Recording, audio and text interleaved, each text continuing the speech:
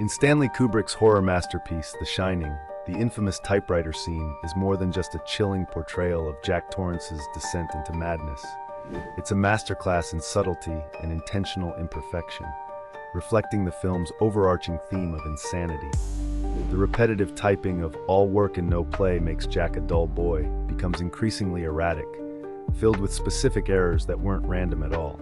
These mistakes, ranging from typos to misalignments, mirror Jack's unraveling mind, offering a visual metaphor for the chaos within.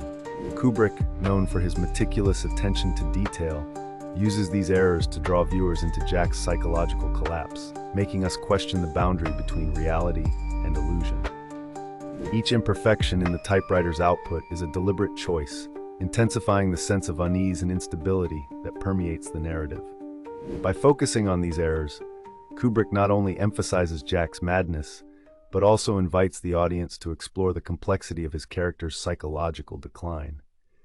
This attention to detail transforms a simple scene into an intricate puzzle, deepening the film's exploration of human frailty and madness. Through these intentional imperfections, The Shining becomes an enduring study of the terrifying possibilities lurking within the mind's darkest corners.